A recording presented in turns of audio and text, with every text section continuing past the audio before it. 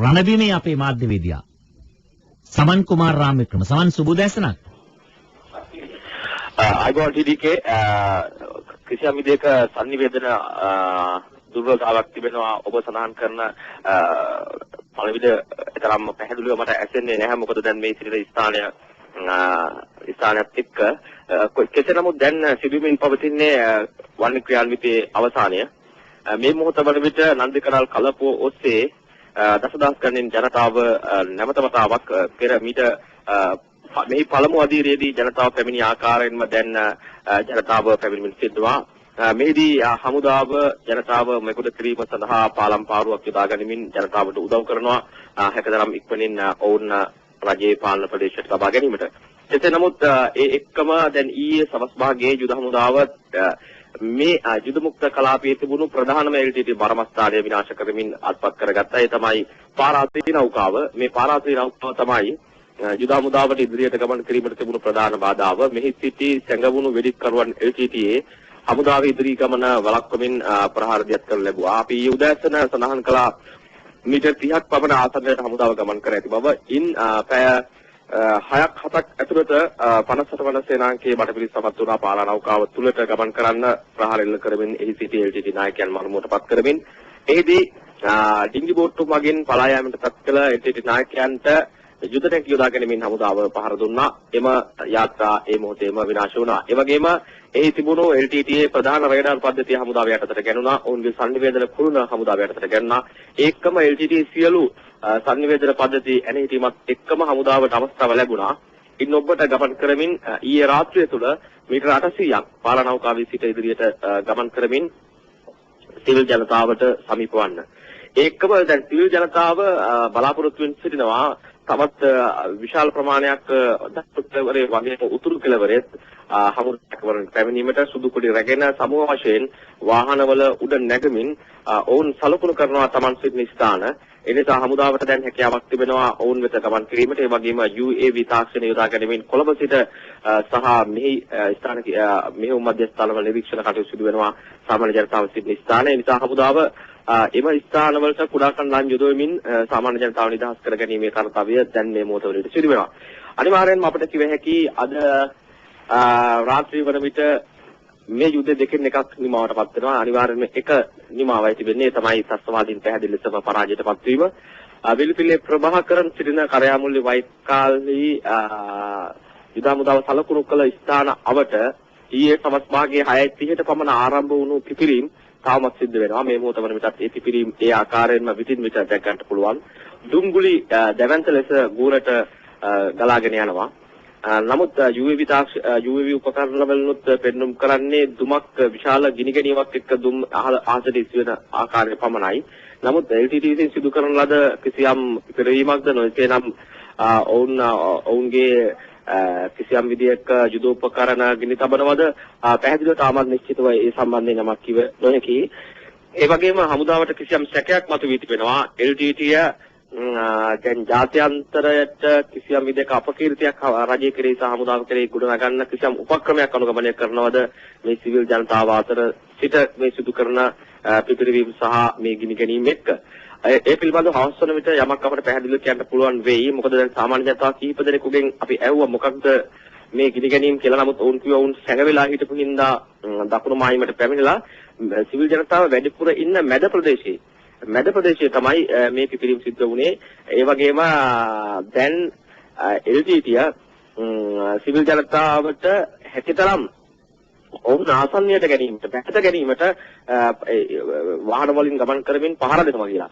ඒ වගේම වෙඩි ප්‍රහාර එල්ල කරනවා කියලා. කෙසේ නමුත් අපිට අද හවස් භාගයේ පැමිණ සිවිල් ජනතාවත් එක්ක කතා කළොත් අපිට නිවැරදිව දැනගන්න මොකක්ද මේ LTT සිදු කරපු දේ කියලා. ඒකම ඉදිරියට ගමන් කරපු බටපිරි සමාන කර තිබෙනවා. වෙරළ තීරයේ දිගටම LTT දැවැන්ත ලෙස ඔවුන්ගේ යාත්‍රා විනාශ කරලා ගිනි තියලා ගිහිල්ලා තිබෙනවා කියලා. ඒ දුමත් අපිට ඊයේ දුටුවා අපි වෙරළ තීරයේ ආසන්නයෙන්. කෙසේ නමුත් දැන් ප්‍රභාකරන්ට මුහුදින් පැන යාමට තව පැය කිහිපයක් ගත වෙනකොට වෙරළ තීරයේ දිගටම පාබල සේනාංග ගමන් කරන නිසා ඔවුන්ට මුහුදු ප්‍රවේශයත් අහිමි වෙනවා. ඒ නිසා අනිවාර්යයෙන්ම ප්‍රභාකරන්ට සිදු වෙනවා දැන් සියදිවි නසා ගැනීමට හෝ අකමැත්තෙන් හරි එහෙම නැත්නම් සටන් කරලා මිය යන්නට හරි.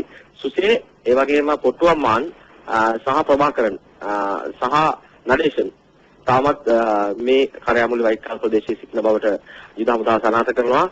කෙසේ නමුත් ප්‍රධානම ඉලක්කය සහ අරමුණ වී තිබෙන්නේ දැන් සිවිල් ජනතාවට හානියක් නොවන ලෙස කඩිනමින් මුදාගත යුතුයි. නැතිනම් එල්ටීටී කුමන විනාශයක් එම ජනතාවට සිදු කරයිද කියන සැකය කාතුලත් පවතිනවා. මොකද ඔවුන් මේ දශක 3ක් තුල සිදු කළ යුද්ධයේ දැන් එල්ටීටී ඉතුරු කළ දෙයක් නැහැ. ඒ නිසා ඔවුන් කියන කරුණ සාධාරණීකරණය කරන්න ඇතැම් වෙලාවට මේ අහිංසක ජනතාවගේ ජීවිත බිලි ගන්නට පුළුවන් එල්ටීටීය. ඒ නිසා හැකිතරම් වේගයෙන් ඉදිරියට ගමන් කිරීමයි හමුදාවේ අරමුණ වී තිබෙන්නේ. එල්ටීටීයේ යුද අගල් මර වෙඩි පුළුවන් තරම් ඔවුන් යොදලා තිබෙනවා. නමුත් ඒ සියල්ලම කෙසේ වුණත් ජයගත යුතුමයි. ඉතා ඉක්මනින් ඉදිරි පැය 48 තුළ මේ යුද්ධය නිමා කළ යුතුමයි. ඒ නිසා හමුදාව සිදු කරන කැපවීම ඉතිහාසයේ කිසිදු හමුදාවක් සිදු නොකරපු කැපවීමක්. තමන්ගේ ජීවිත පෙනිපෙනී සතුටාට ඉදිරියට එල්ටීටී වැනි අභිප්‍රේරණයක් කරලා මරාගෙන මැරෙන පුද්ගලයන් බිහි කරා නොව රට වෙනුවෙන් නැති ආදරය නිසා තමන්ගේ ජීවිතය දෙවෙනි කොට අනිවාර්යෙන්ම මේ මර උගුල් දැවැන්ත සතුරු උපක්‍රම හමුවට අද පාබල සොල්දාදුවා ගමන් කරනවා. අප සිහිපත් කළ යුතු ප්‍රධානම කරුණ සාමාන්‍යයෙන් සොල්දාදුවා ඉදිරියට ගමන් කරද්දී කාලතුවක්කු ආධාරක වෙඩි බලයක් වුන්ට ලබා දෙනවා ඉදිරියෙන් එන ප්‍රහාර වැළැක්වීමට. නමුත් ඒ ආධාරක වෙඩි බලයකින් තොරව ගමන් කරද්දී සතුරාගේ වෙඩි උණ්ඩුවට පපුව දෙමින් තමයි මේ සොල්දාදුවා ඉදිරියට ගමන් කරන්නේ.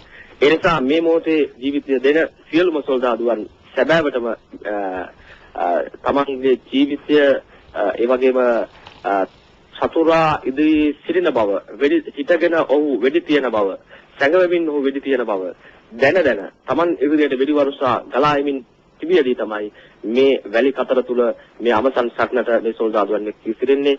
මේ මහා කැපවීම කිසියෙත් ජාතියට අමතක කළ නොහැකි. මේ අවසන් සටනේදී අනිවාර්යෙන්ම අපේ සොල්දාදුවන් තමන්ගේ ජීවිතයට වඩා මව්බිමට සිදු කරන ආදරය පෙන්눔 කරනවා ඊටාම විශිෂ්ට ආකාරයෙන්.